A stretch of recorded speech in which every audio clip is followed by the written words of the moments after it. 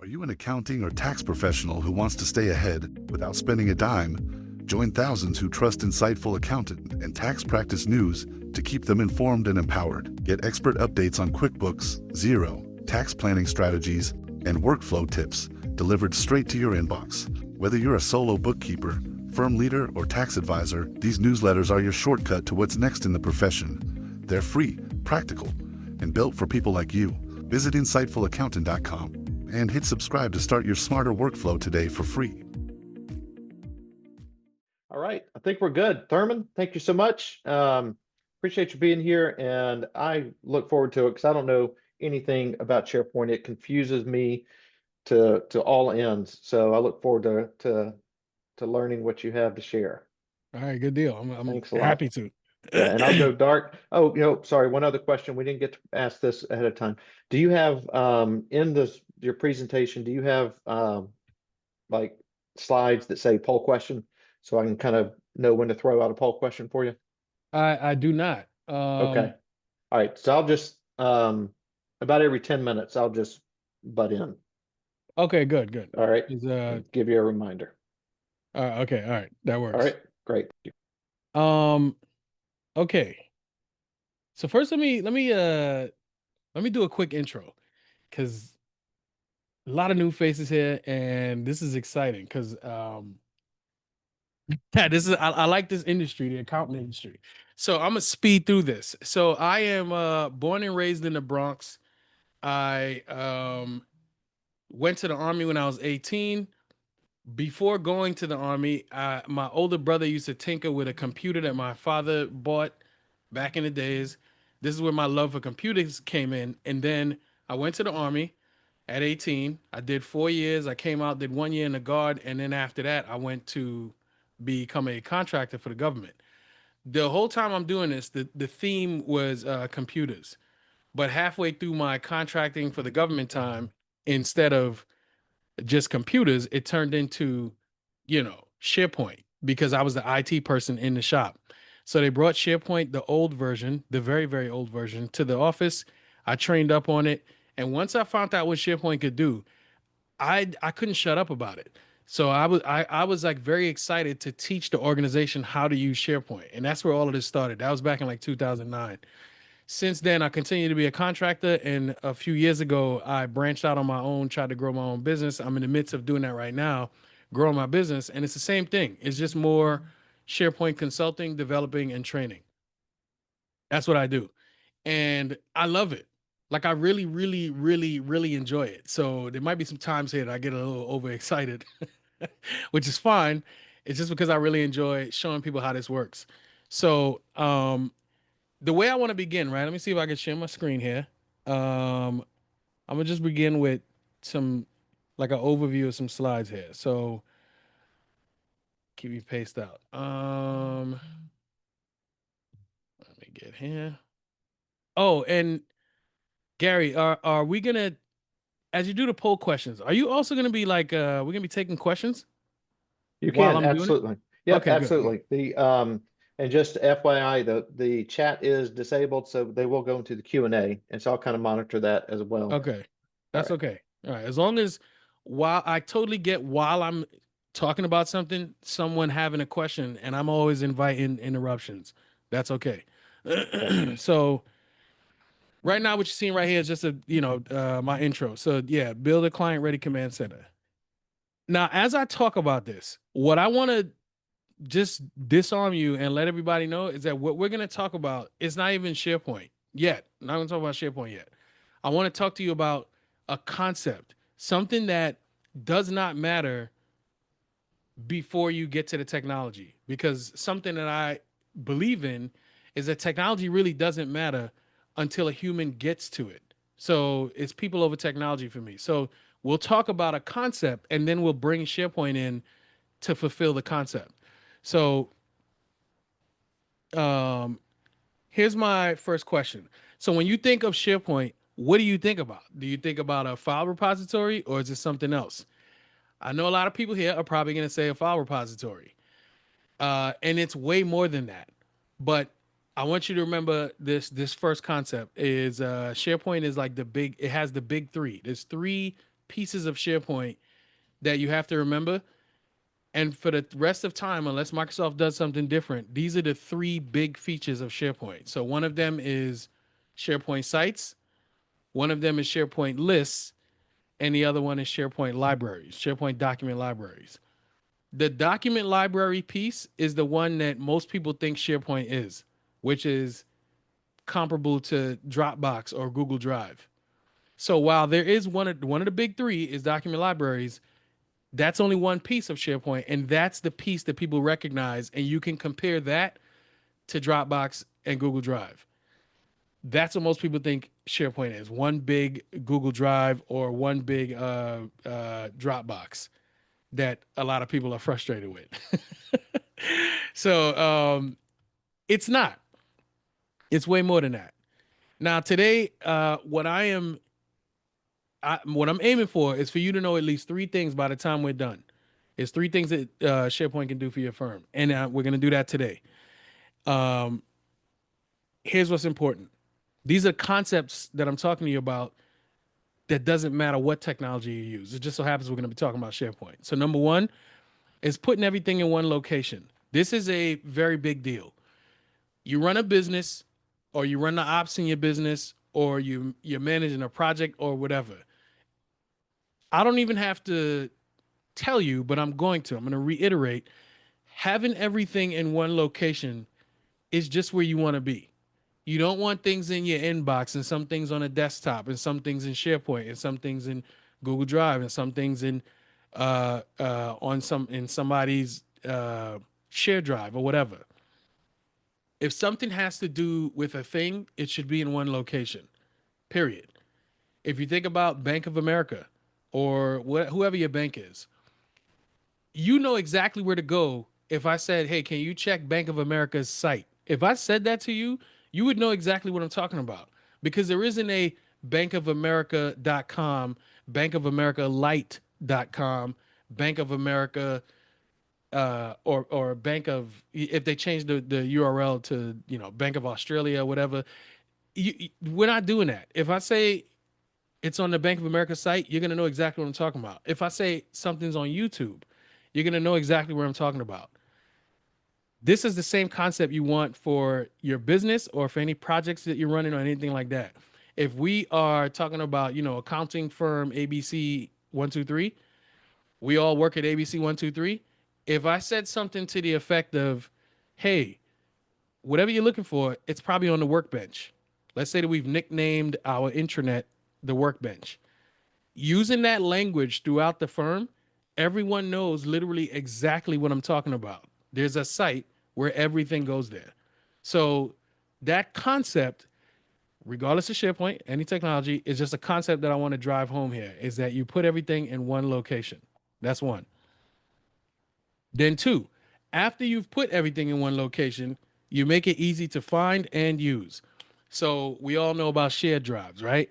Over the years, a lot of companies have used shared drives and they put everything there. Or they take they take SharePoint, they find out about SharePoint, but they find out about that one piece that I was talking about, document libraries, and they put everything in there. They got thousands and thousands of documents and they put them all in there, and they tell their employees to go fish. Yes, you've put everything in one location, but now you've made it difficult to find everything. You don't want that. Oh wait, we got a question real quick. Somebody says, or Dawn says, can everyone hear the echo and reverb on the web connection? I'm not having issues on my side. Okay, all right, cool. All right. Okay, all right, good deal. So, oh, Bianca. Hey, Bianca. So, all right, making it easy to find and use. So while all of these companies, they said, hey, we got these shared drives, let's dump everything into a folder. Cool. But they make it difficult to find. Then they upgrade to say, hey, we got this thing called SharePoint. It's a document repository. Let's put all our documents there. And then they dump them all in there too and tell everybody to go fish. So yeah, you've kind of understood the concept of putting things in one place, but now you're not following the second one, which is making it easy to find and use. because people have their own naming conventions. People put folders on top of folders on top of folders. People are putting multiples of the same document. Like all of that stuff is things that is behavior that you want to change, because not just putting everything in one location, but you also want to make it easy to find and use for the people who need it. All right, third concept. You have to manage who can see it. Now, SharePoint, if you think about the word share in SharePoint, share means, we all want to use the thing. We all are sharing. We're interacting with each other. We're touching the same thing. I give you something, you give me something, like we have access to the same thing. However, we understand that there are sensitive things in situations that everybody shouldn't be able to see. As a matter of fact, the other day I was talking on LinkedIn about performance reviews. And I'm like, stop using Word documents for performance reviews. You're making yourself, you're giving yourself an administrative nightmare. Instead, you should use SharePoint. SharePoint lists specifically. And then somebody was like, yeah, but then there's access issues. And that's okay. That's a good response to when I say something like performance reviews, because everybody shouldn't be seeing each other's performance reviews. But SharePoint has things inside of it that allow you to collect things like a performance review, but only certain people can see it, like managers. Only the managers across the organization are allowed to see it. So this is a concept that you have to think about. If we have a performance dashboard that tracks everybody's information for whatever they're doing, maybe you want to have it in a certain location where only certain people can see it. So these three concepts, remember, put everything in one location. But after you put everything in one location, make it easy to find and use. After you do that, now you're thinking about who can see that stuff and what can they do. So that's important, because I personally think any and everything should be open. But I know that's naive. I know there's like finances and what is that when you get in trouble with HR? Whatever. I don't remember the terminology, but that type of stuff. It has to be secure. I get that. And regardless of what tool you're using, this is what I want you to think about. One location, easy to find and use, and then who can see these things when you put them in these locations. So, lastly, repeating it. I believe, because I've seen tons and tons of people's processes and desktops. We know how those desktops get with those thumbnails. You know what I mean? And it gets chaotic. And people do things that are not necessary to do when managing their work or managing their business. So I'm like, after you've, driven these concepts home and you kept it real simple, just repeat it. Just keep doing it over and over and over. SharePoint can do a million things, and so can other tools that you're using. But I guarantee you've bought a tool, you paid for a tool that has 100 features, and you've only used those 3 features over and over and over, and it's been, working out fine for you. Now, in this case, SharePoint allows you to customize your own stuff. So you get the feature of having SharePoint, but you don't have to build out 100 different things and only use 3. A lot of organizations do that. What you want to do is, when you have a process and all that stuff down, you pick that one thing, and then you see how SharePoint can help you support it. I have to drive home the point again that it's not about the technology, it's about people. How do you use the technology that you've been given? You don't have to, go crazy with it. Just keep these concepts in mind when it comes to managing your firm. I have a bunch of other concepts, but today, for this one, managing your firm and your operations and all that stuff, this is what you want. One location, easy to find and use your stuff, who can see it, and then just repeat, rinse and repeat. Now before I go to this one right here, can I take one of these questions? Yeah, go ahead. Yep, and I'll go ahead and post the poll while you answer that question. Let's see if we can multitask here. All right, SharePoint. So Steven says, Steven, how you doing? Thanks for attending. SharePoint is like a network drive versus OneDrive is like a C drive on your local computer, but you can share folders, files on OneDrive. The answer is yes. So the easiest way to remember is, like I said, the beginning of the word SharePoint is share. So that means we're sharing, like, we're collaborating. But when the beginning of the word OneDrive is one, that means one person, one thing. This is your stuff. But yes, you can still share things from OneDrive. So Thank you, Stephen, for that question. And and Stephen has another one. Share restrictions by managing groups. Yes, you can create groups to manage those restrictions. So if you created a group that said, company managers, you could put every manager in that group and use that group to manage things throughout SharePoint. But you can also take, a group called HR, and now everybody inside of HR goes inside of that group. And you could be somebody who is a manager that's in a manager group, and you're also in the HR group. So you get to do those kinds of things. All right, so we So do have the yeah. poll question here. I'm going to wrap this up in like 3, 2, and 1. Most people have participated anyway, but here's the results. So the poll question was, which best describes your current home base for firm operations? I'm sure this bothers you greatly, Thurman, but 15% say email, 24% say file server, 41% SharePoint, and 21% other. Okay. Yes, email inboxes are. I get it, but we can change that. You know what I mean? Especially if you already pay for Microsoft 365, you have access to so many cool tools. One of them being SharePoint to help you get all that organized. So I get it, totally get it. Now, so let's talk about the one location. When I talk about one location, I'm probably highly likely talking about a site.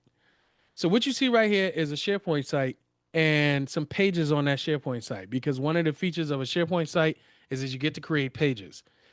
Let's just say you created a page for audits, and you created a page for taxes, and you created a page for client advisory services. I like to drive home the point of a site and the pages because that's the way that we use the internet today. We have these sites out on the internet. If I go back to the Bank of America example, there's probably a page on Bank of America's site that talks about signing up for a new account. Like you can go there and get all the information you need, what rates they have, what kind of accounts you can sign up for. And then on top of that, you probably could press a button and fill out a form and create a new account, or at least schedule an appointment to come in and create an account because maybe you're underage or something. I don't know. But the point is, we understand websites. We understand pages on websites. So pages that have information that tells us what to do. This is what we have become used to out on the internet. We can even do it on our phones, right outside of our pockets. We can go to a website, look at pages on a website, get information. So, a certain amount of people just answered that poll question and said that their stuff is in email. Why do we have a standard out on the internet that we all have become used to, and we see how easy it is and we understand it, but then we come into work and do things like put all of our information in email? So let's say for a project, you're starting a new project, you're probably going to spin up an email and put a bunch of documents inside of that email and then send it to somebody or send it to everybody on the team. Let's say you got 5 people on the team. If you have 5 documents in that email and you have 5 people on the team that you want to share this with, from the time that you hit send to go to those 5 people, you have now made copies of all of those documents times 5. So each member on your team now has a copy of those 5 documents that you have. Immediately, from the time that you've hit send on that, we've now created an administrative nightmare. Imagine if Bank of America said, hey, everybody, thousands of people, we are working on, let's say it's behind the scenes, we're working on a new page for account signups. And they send it to everybody and say, listen, we need to make sure that everything looks good on the site. Take a look. What they're going to send them is not an attachment. They're going to send them a link to a page on their site that people can go view and then give their opinion on before they hit public and send it for the rest of the world to see. You have this same level of, you have these features available to you inside of your environment. So you could create a SharePoint site, put everything there, and then make it easy for people to get to those things. So if it's audits, go to the audit page. If it's taxes, go to the taxes page. Client advisory services, go to that page. You have the ability to do that. It's just the only difference between you today and you tomorrow is just knowing how to do it. And I can show you that here in a second. So that one location concept, this is what it looks like if we use it on SharePoint. Can you do it on other technologies? Of course you can. But I'm talking about SharePoint because I love SharePoint, and you probably already pay for it through Microsoft 365. So now the next concept that we talked about, let me talk about navigation. So in other words, making it easy to find things. Let's say that you, again, back to this email. In the email, you're going to attach documents and you can say, hey, take a look at these documents, download them, edit them, do whatever you got to do. But imagine if you sent people somewhere and then they could just find their way through a thing.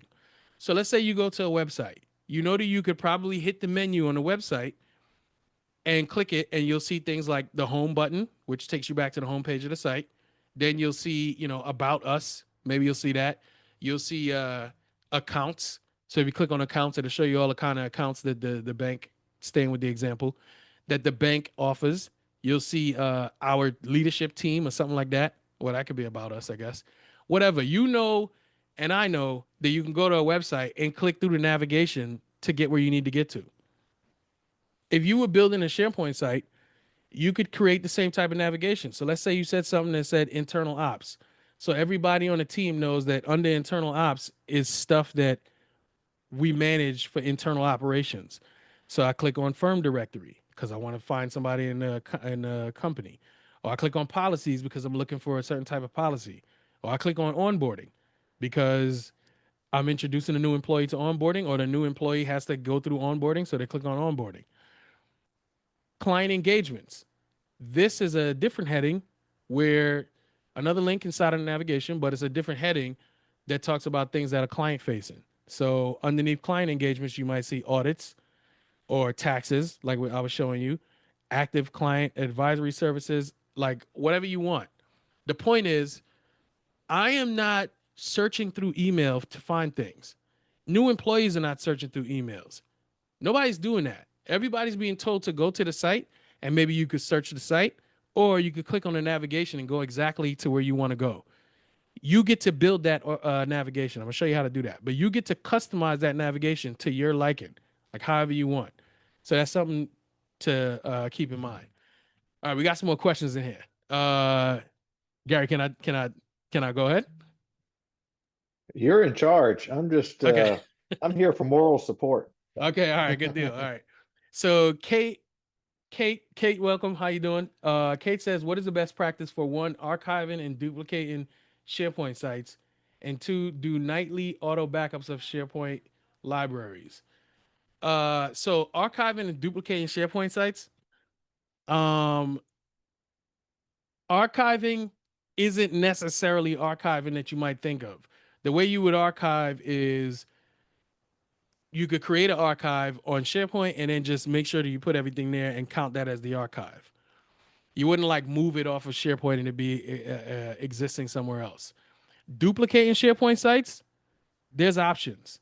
So Microsoft comes along with site templates, and I would recommend to you, being a regular user, to just use the site templates that they have, because you're trying to get a job done. You're not necessarily trying to be fancy pants with your SharePoint sites. You just use whatever template they give you, whichever one that you like, because they have some options, and go with that and then configure it.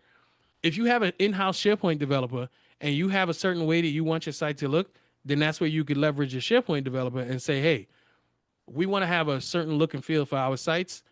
Let's work together to see what that looks like. And now every time we build a new site, that's how we want a new site to come out. That's the manual process you could do with your developer. Or you take it to the next level. You say, we want to build it, and then going forward, every time we create a new project site, if you will, it automatically just creates it itself. So I don't even need to involve a developer.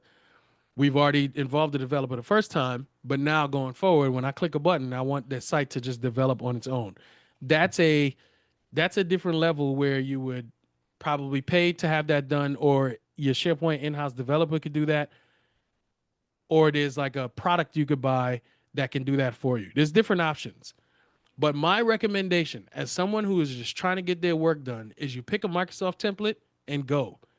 It's going to be way better than whatever you're doing today, respectfully. Because I have to imagine you don't have a site that you like or that you've customized and that you're using. If you do, then, by all means. Do nightly auto backups of SharePoint library. So Microsoft is your backup. As you use SharePoint, Microsoft manages that backup for you because it's in the cloud. If you are like, I don't trust all of that, I don't know about this cloud business, then you can now take steps to probably take your stuff to a different backup. But by default, Microsoft is managing that for you because it's a tool in the cloud. I'm gonna do another one here, and I'm gonna jump back into the slides. So Mitra or Mitra, apologies if I'm saying that wrong. So can we assign some of the SharePoint's members to specific change/action on a file, such as approving or commenting on a file? Yes. So imagine you're saying something like, I've created a file and I have 3 levels of approval. I have a PM approval, so project manager, then I have a manager approval, and then I have a owner approval. I want to assign Jim to the PM level, John to the manager level, and Cherie to the I forgot what level I gave, but it was higher. So can we assign different people to different levels of approval? The answer is yes. There's a feature inside of SharePoint. It works in conjunction with Teams. This is the easy end user way to do it, where you can turn it into an approval situation and then assign people to those approvals. So they can go into the system after they get a notification, say yes to this level, and then move it to the next level. So the answer is yes, you can do that. I don't think that I'll be able to show that today. Maybe if we have time, I think I could. I'll try to. I don't want to make any promises and then break it. Okay, next concept. So who can do what? Who can see what? So when you have a SharePoint site, there's different levels. There's owners, there's contributors, there's visitors, and then there's this other one called edit. Owners have full control. Contributors can collaborate. So that's where we all, use the same thing, touch the same thing. Visitors, they just have read-only access. And edit level is like if they're like an admin light. They're like light admins on the site. You want most of your people to be in the contributor section if you are creating, if you're working on a project. If, on the other hand, you have another site that's going to be the intranet for the whole accounting firm, you probably want most people to be in a read-only situation because they're just coming there to, consume content. They're not necessarily having to do anything. They're just coming to consume information. So there's an edit level that gets a little tricky. Probably out of the scope for today, but I'm willing to answer questions about it afterwards. But I just want you to know the 3 main ones, owners, contributors, and visitors, is what you'll see on SharePoint sites.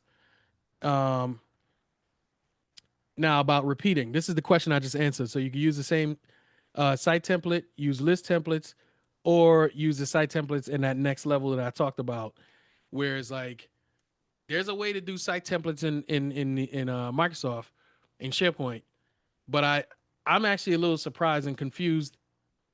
All right, let me say confused, not surprised, about why Microsoft just hasn't made it where you could just create your own site, customize it up real quick, and now you have a button you just click and use that all the time. It's not easily available. There's a way to do it, but it's some developer level stuff you got to do. It's very, maybe the reason that they did that is because they've provided so many basic site templates that you could just use. So there's that. All right, now let's get into the build phase. I want to actually show y'all how to do this stuff. And you're going to be a little surprised, but it's very easy to do these things. Really creating them is not really the lift. Configuring them is the lift. I'm gonna answer a couple questions here before I get into that. And Gary, if you want to go with another poll question, I guess this would be a good time. But let me see if I can do another question All right. here. Yeah, I'll do that. We're going to throw this out. Poll question is going live, and here we go. For Go ahead, others Thurman. who may be interested, this is from Belinda. How you doing, Belinda? For others who may be interested, the response to the question about the slide deck was after the event. Just have, oh, okay, all right, cool. Now Mary says, how you doing, Mary? Mary says, can you set up recurring such as sales tax each month, quarter, and year? When you say such as sales tax, I don't know exactly what you mean by that specifically, but recurring, there are some recurring options available in SharePoint. Absolutely. So like, uh, if you create a list of information, you can say on the seventh, on the seventh of every month, remind me about a thing, and you can get a notification from SharePoint notifying you about that thing. So we can do recurring things on SharePoint. I just don't know what you mean by sales tax each month, quarter, year. I don't know, but I bet you we could, because we have the ability to do recurring notifications inside of SharePoint. And yeah, the poll question is up. All right, good deal.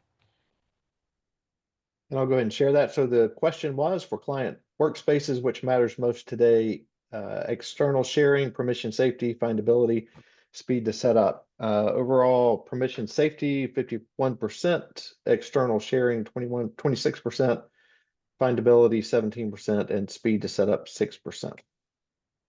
Permission safety. Okay, so all right, yeah. So securing your information inside of the environment. Yeah, SharePoint is the place. It's it allows you to do a lot of permission management. My recommendation is always to make sure that you understand what you've set up, because it can get out of control really quickly. But high level, one of my recommendations is, if you want to separate information, one of the best ways to do it is creating a different site. On a site, you can have multiple pieces of information and manage different permissions on those multiple pieces of information, but it can get a little crazy. It can get a little bit crazy when you're breaking up permissions inside of one site. But if you want separate, easy to manage permissions, one of the best ways to do it is just create a site and customize the permissions on that site. That's not a Microsoft thing. That's a Therman thing. From my years of experience, I think sites is the best way to break up permissions. Can you do it the other way, where you have one site and you do a lot of breaking up permissions on it? Absolutely, you can do that. That feature is available. I just personally would not recommend it. All right. Now let's get into the demonstration here, or at least the technology. So if you want to get inside of your environment, the easiest way to get there, if you don't already have a link that you just sign into every day, office.com, you go to office.com and then you sign in. Once you sign in with your company's credentials, you'll see this. This is the new homepage. If you don't see this, you probably see the old homepage, but I'd be surprised if you're still seeing the old homepage. When you get here, you can see, a list of items over here on the side. You can see apps. You can see all of this stuff. What I would recommend that you take a look at is under this area, apps. Because what this is are all the applications that you have access to. Some of them look familiar. Outlook, Word, OneDrive, Excel, Teams. A lot of things look familiar. One of them would be SharePoint right here. If you click on SharePoint, that will take you to the home page of SharePoint. And then you'll see a lot of the things you have access to, a lot of the sites you have access to. You'll also see maybe this right here, create site or create news post. This is what you want, is create site. There's a possibility that create site is turned off at your organization because they don't want people just willy-nilly creating sites. Let me explain something really quickly. So back in the days, if you wanted to do something on SharePoint, you had to reach out to an admin or a developer. That would be somebody like me. And you'd say, hey, Therman, can you create a site for this? And I'd be like, okay. And I go in there and I configure it and I do all this other stuff. Microsoft changed that a few years ago, where it was no longer about permission. Like, it was no longer about administrative rights and all the other stuff. Instead, it was about education. And what I mean by that is access is gone. It doesn't matter. You can just go ahead and open up SharePoint and do whatever you want. The same way you could open up Excel, you could open up Word, you could open up PowerPoint and do whatever you want. The difference before is that you didn't need an admin to go do whatever you needed to do in Excel. But in SharePoint, you did. And then they changed that to where you no longer need an admin or a developer. You could just go open up SharePoint and do whatever you want. The only thing you need is education on how to use that tool. This right here, this create site button, the reason why a lot of organizations remove that is because of what I just explained. Permission is gone. Now it's about education. And you got people just going in there creating a bunch of sites. It makes it hard to manage when you're the person in charge of SharePoint. Let's say it's maybe the IT department, and everybody's just going in there creating sites, exposing files and information to the rest of the organization because they're creating sites and don't even know what they're doing. That's a thing. So instead of educating, they say, you know what? Screw it. Just remove the link because this is crazy. But what they did not do is remove the ability for you to use Microsoft Teams. Everybody uses Microsoft Teams. I'm going to assume most people here on this call who have Microsoft 365, you know about Teams. That's where you hold your meetings. That's where you chat. That's where you create a team if you're working on a project. What they did not tell you is that when you create a Microsoft team, you automatically get a SharePoint site. That's what you get. And let me show you what that looks like. It's this. When I hit create site,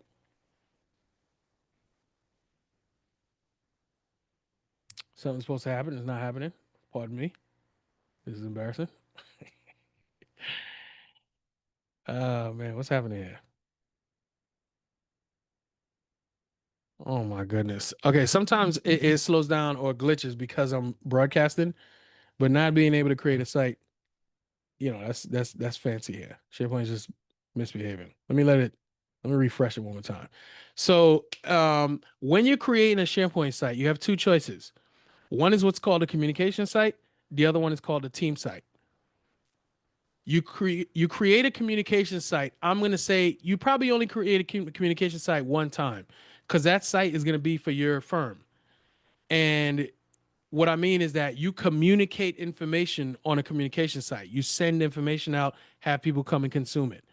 On a team site, you collaborate.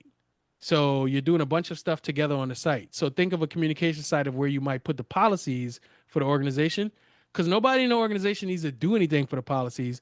They just need to read it, confirm it, maybe confirm that they've seen it by signing off or something like that or whatever. I don't know, but they just need to be able to access it and reference a policy. On a team site, you need to collaborate. Maybe you collaborate on a policy, and then when you're done, you publish it to the policy site where people just go and consume it. But the team site is where you work together. Excuse me. The team site is the type of site that gets created when you create a Microsoft team. So I'm going to repeat that. Two types of SharePoint site. Communication site, team site. The communication site, you push a bunch of information out, people just come and consume it. The team site, we work together and do things like projects.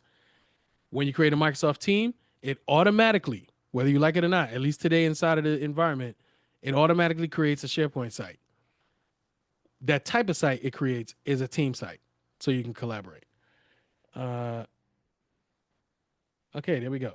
Now, from the create site button right here, this is where I choose. Do I want a team site or a communication site?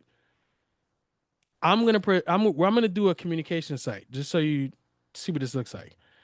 I'm gonna hit communication site, and look, see all these templates? You could pick one of these templates to be the template that you use for your entire firm. And even if you think your firm might be too big, can you fit everything on one site?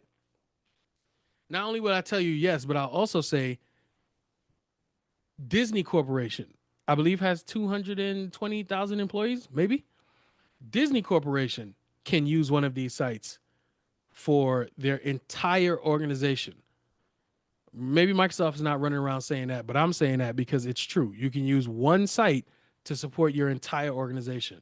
Because then the next step is when you put everything here, how do you make it breathable and easy to use and easy to navigate through and all that other stuff? So let's pick a site. I'm gonna pick let's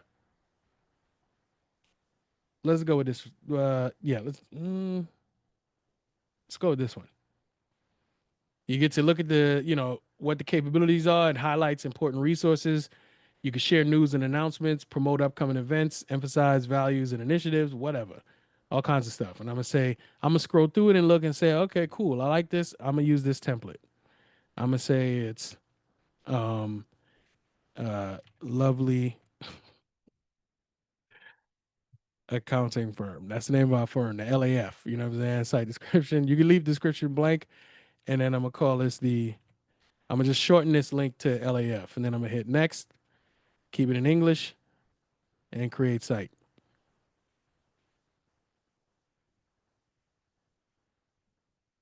And it's spinning down here saying it's applying template, but I want to show y'all something once the site gets created. So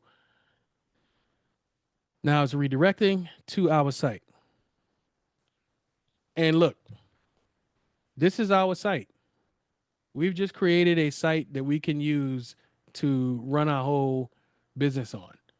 And I will tell you that there already is a site that exists for your organization. Like you can go to today, right now, and it will be there at this. So the name of this organization, this is my development environment. In my development environment, the name of my organization is this, TTLS4. TTLS4.sharepoint.com. I'm going to take all of this off of here. If you go to TTLS4.sharepoint.com, there's already a site here. Now I've configured this a little bit, but I've configured this to look a certain way. You already have this site. It exists. So if the name of your company is Trotman Accountant, your thing will say trotmanaccountant.sharepoint.com, and you'll go there and you could see today, right now, a SharePoint site there. Now I'm gonna go back.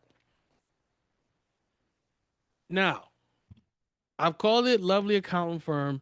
It already has links up here. It has news items right here. It has links over here, a picture, all this other stuff. Literally, in a matter of seconds, I have created a SharePoint site. I've created a website. It just so happens to be a SharePoint site. I'm done with creating a site. Where the real work comes in is configuring the site. So after I've created the site, now I want to maybe have this look a little bit different, update a logo, change my navigation, all that other kind of stuff. I can do that. Now, if we go back to our example of audits, I'm going to walk you through literally how we would possibly do that. So we had an audits page, right? Yeah, it was an audits page. So if I hit new on this home page, look, I got options. I'm going to say I want to create a new page.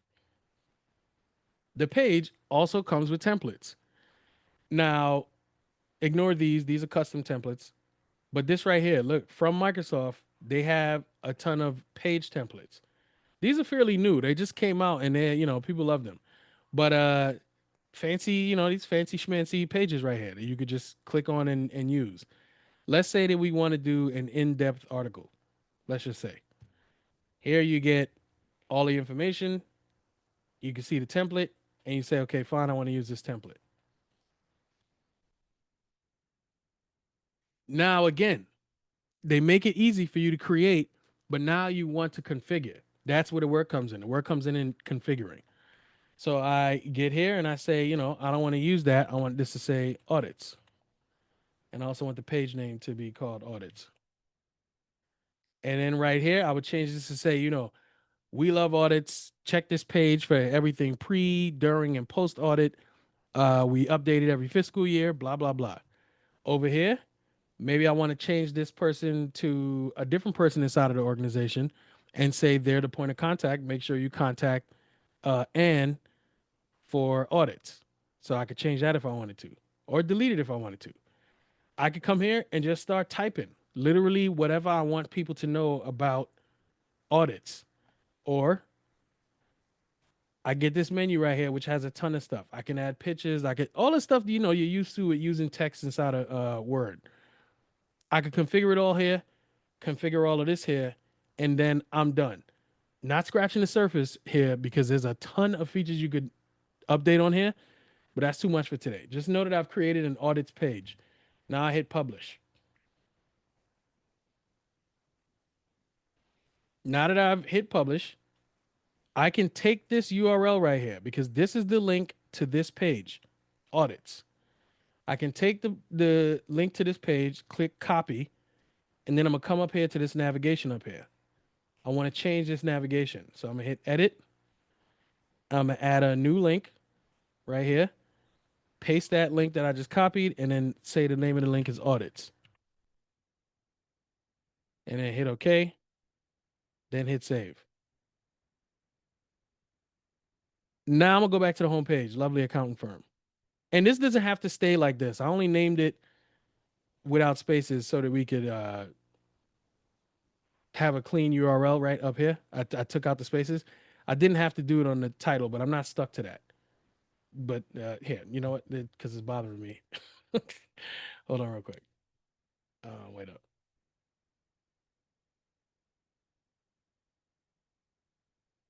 Just come to here and then hit that and that.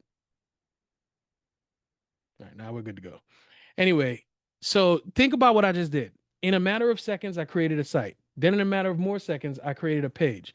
And then in a few more seconds, I put the link to that page right here.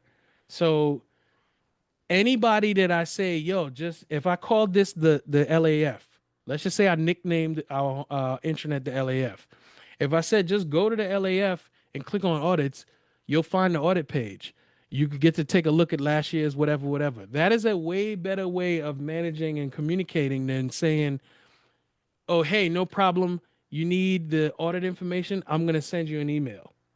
Because once you send somebody an email and it has those documents in it, 3 months down the line, when somebody else says, hey, don't you have that audit stuff? They'll say, yeah. And then they'll forward you the email. Little do they know, 2 new documents have come out and one of the current documents have changed. They don't have that information, but they're forwarding you outdated information. If, on the other hand, everybody agreed that all things audits, remember that one location, goes on this link, well, when they click on audits, the only way something is going to be outdated is if the person who's in charge of audits doesn't update the page with whatever information they need to update. That's the way we want to think. I'm gonna go back into the questions real quick and take a break. I do notice that we got 2 minutes here. So yeah, we run out of time. Yeah, and I'm going to But post that last poll question while you do that. So okay, fire away. So Steven says, I noticed you named the site with no spaces. And so that purely for the URL to be cleaner than it. Yes. A few things in SharePoint you want to name without a space because it allows you to have a clean URL. But I didn't have to name the site without a space. I just needed to make sure that the URL didn't have a space because look, it looks like this. Because without the space, if I would have left it with the space, it would have looked something like this. Lovely percent, 20%, accounting percent, 20%, and so on and so forth. It'll look crazy. But I just shortened it to LAF, and then went and changed the name of the site to just Lovely Accounting Firm, which is really what it's supposed to be. So yeah, the whole point of that is just have a clean URL. Appreciate the question. And then can we edit the contents of the page after publish? Absolutely. That is one of the so Mitra's question is, can we edit the contents of the page after publishing it? Yes. Because think about it. January 1st or whatever, June 1st, you send a bunch of information out. Everybody's using it. They're coming to the site. They need that information. You're like, oh man, I forgot to add this other thing. So you go to the audits page and then you hit edit. And then you add something. You say, you put it something here in red, maybe that says, we are no longer doing that. Whatever that is. And then maybe I maybe I bold it. Maybe I get a little out of control, maybe even turn it red. And then that looks terrible, by the way. I'm just trying to drive home a point. And then, you've now updated this information on here. So it's better than sending out emails with updates and people getting confused. You and your team who works on audits, you send them one link. And this is where they know going forward, No matter what happens, all things audits happen here. Even if Ann Patel here leaves the organization, she doesn't take Ann Patel and all her audit information with her. She takes her audit information in her head, cool, no doubt, and whatever else information she wants. But the audit information for the firm stays right here on the audits page. And someone new comes in, and maybe as a transition, Ann brings the new person up to speed, and they say, hey, this is how we manage all our audits. Here's where we keep all the information. Here are the links to the document libraries. Here are the links to the past fiscal years and where we keep all that information. Any and everything audit, we all do it right here. Way better transition than, hey, I'm going to send you a bunch of the emails that I've been getting over the last 5 years of my life in this organization to bring you up to speed on audits. That sucks for the person who is incoming. So, yes, to answer that question, you can you can edit after publishing. So here's what you've learned. You should know how to create a site on SharePoint. You've seen that. Then how to create that page. And then how to update the navigation. I've updated one link. I've updated one link inside of the navigation, but you can go in there and hit edit and update all kinds of things. You can move the links around. You can make sublinks like that, what I just did, drag and drop it, or I just click here and say remove or edit it or promote to a sublink. Even if I don't want something to be a link, I can change it into a label. So not a link, I just want it to be a label. So like I want it to say HR, that would be the label. And then underneath it, I'll add some links that link to different pieces of HR. It's all up to you. Whatever you want to do, you have the option to do in here. So yeah, you know how to create the site. Remember, when you create a team, you automatically get a SharePoint site. And then when you want to update the navigation to how you want it to look to make it make sense to you, you can do that. And don't forget, you don't have to point your navigation only to pages. You can point your navigation to something completely external. Maybe this is an application that the whole organization uses, but you want it front and center up here on the main page because, maybe you use QuickBooks. Now, I have a different recommendation for that, but you can do that. It doesn't have to point to just a page. You can point to absolutely anything you want that has a URL. Lastly, the permissions. Important. If you come here to the gear icon and you look at site permissions, you can use it here, but I recommend you go here, advanced permission settings. When you click it, advanced permission settings, then you see that thing that I was talking about, which was visitors, owners, and members. And these are the three groups that automatically come with your SharePoint site. Look at the visitors having read access.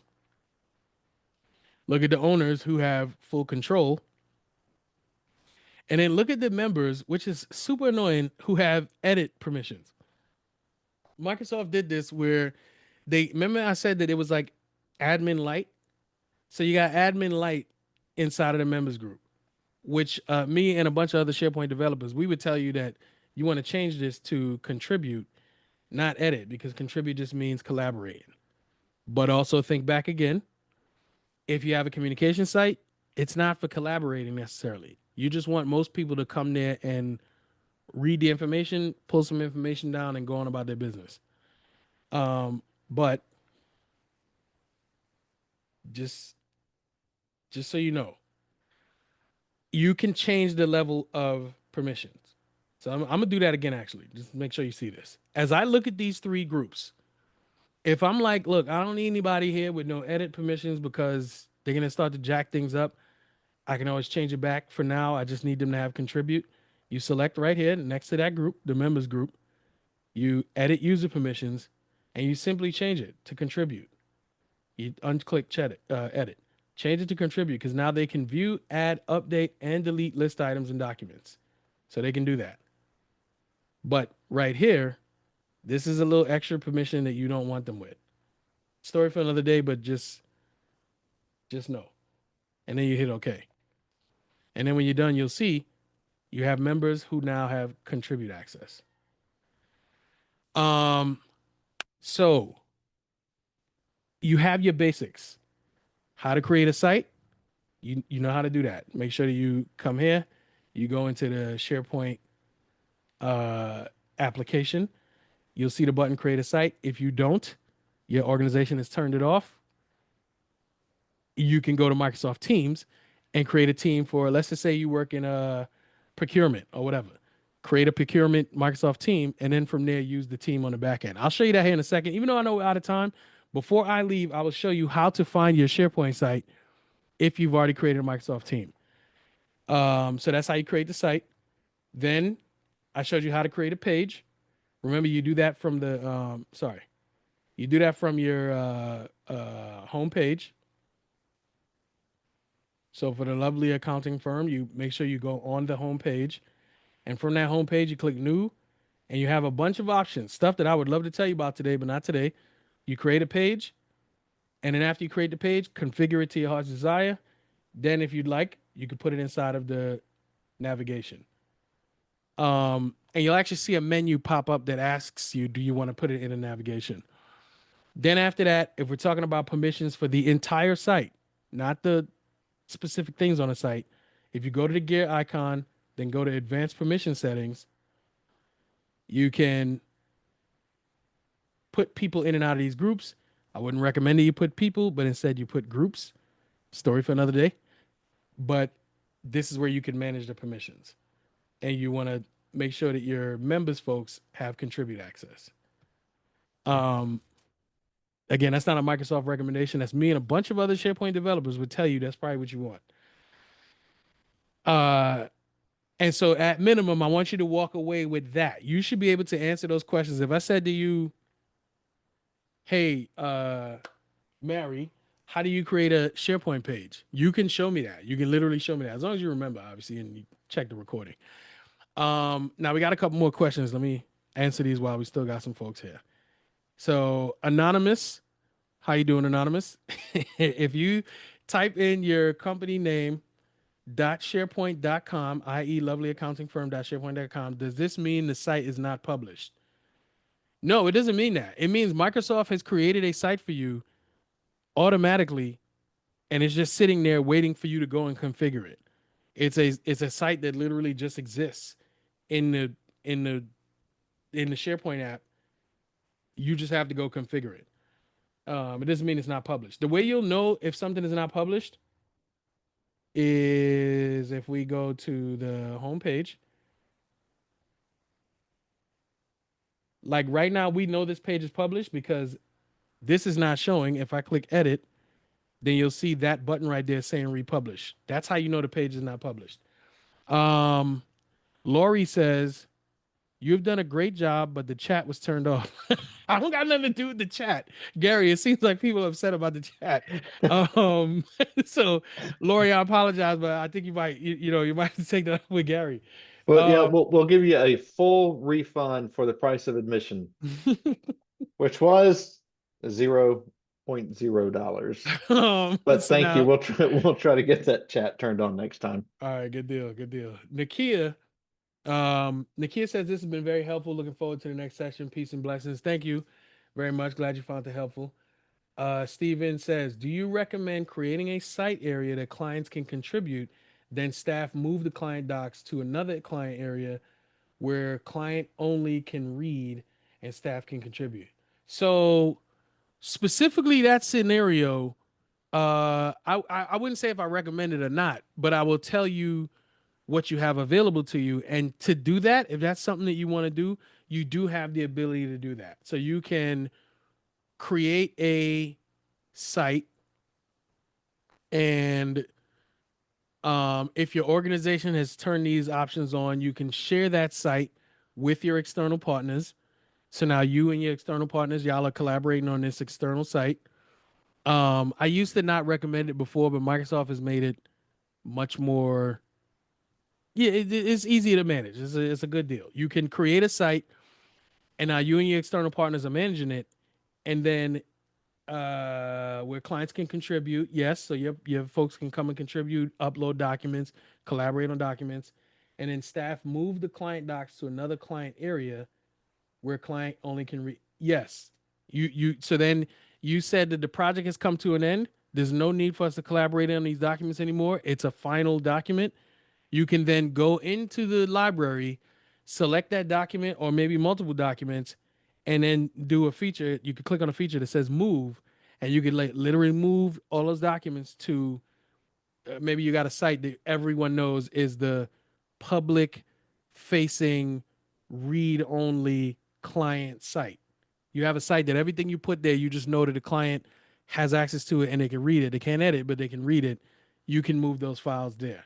So the answer is yes, but that's not your only scenario. You could do, you could do a lot of things. You just, again, you don't want to get crazy because it's very easy to get lost, especially if you don't have a dedicated SharePoint person who's managing it for you.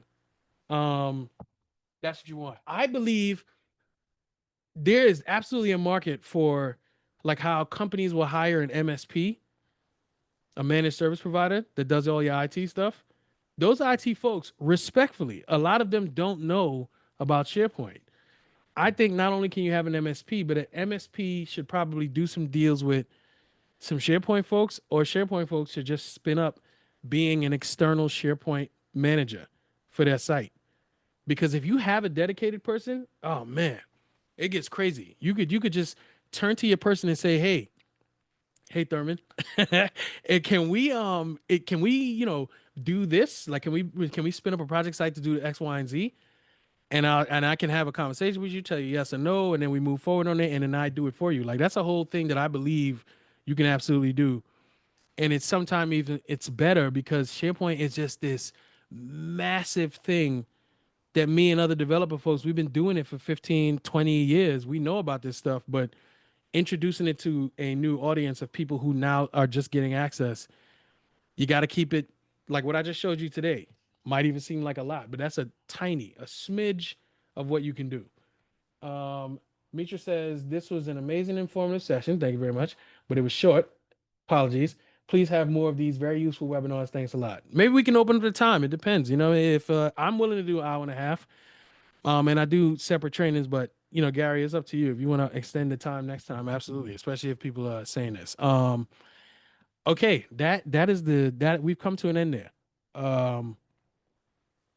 I think that we've covered everything that I wanted to make sure that everybody knew about today. Yeah, fantastic. That you really highlighted, and I think all the Q&A, the back and forth really highlighted why we wanted to do this series, because I am very much in the dark about the tool itself, right? And although, as you pointed out,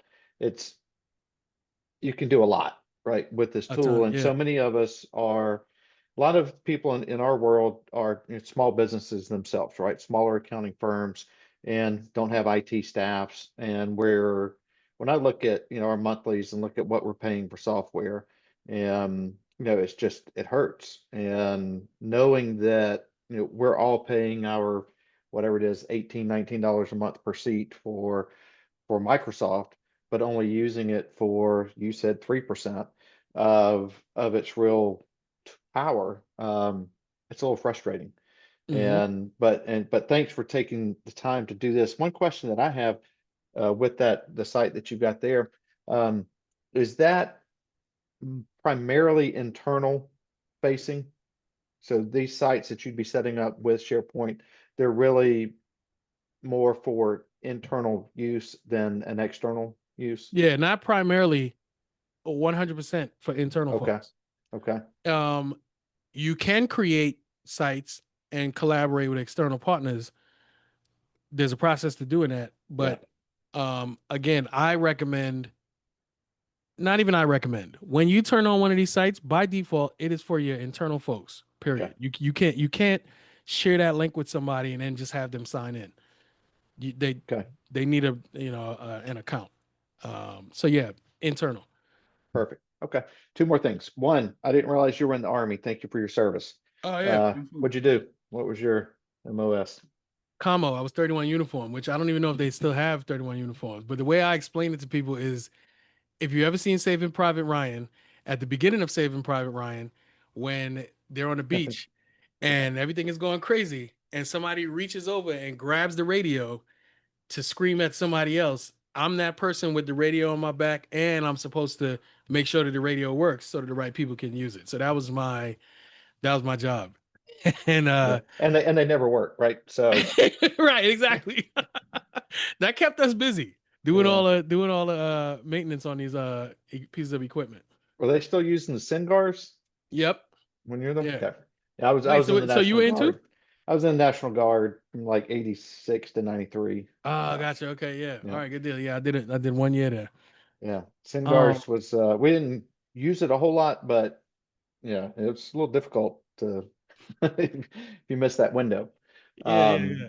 So all right, but yeah, well, thank you for that. Number two, is that a Buffalo Bills Absolutely. well, I can't say I'm a Falcons fan, but I am in Atlanta, so I have to be a Falcons fan. Okay.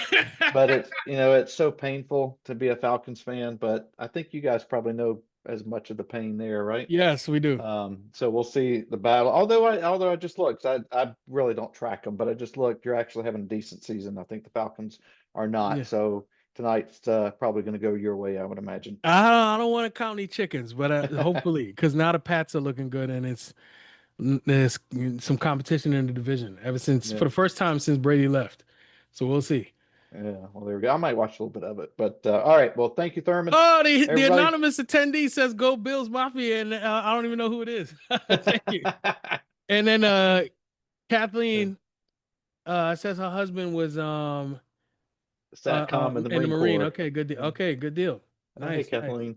So, all right. Well, thank him for his service as well. All right. Well, everybody, it is Monday, the 13th, and we know that Thurman's going to be handing out a bunch of Snickers bars. So go knock on his door on Halloween. So we certainly appreciate your time, everybody that stayed in, came into the session here in Thurman. We certainly appreciate you taking some time and sharing your info. We look forward to the next round of this, and then excited. Like you said, we can talk further. We'll do a follow-up after this, just see if it does make sense to extend these out a little bit. Okay. So we can just get more questions answered. So very good. Great. Thank you so much. Appreciate it. All right. See you. All right. Thank you. Bye-bye. This episode of the Accounting Insiders podcast is brought to you by Insightful Accountants Be Insightful membership program. Get 9 expert-led training tracks, over 30 CPE hours a year, hands-on workshops, and year-round premium content to grow your skills and your practice. Learn more at blog.insightfulaccountant.com. Just click the premium member content button.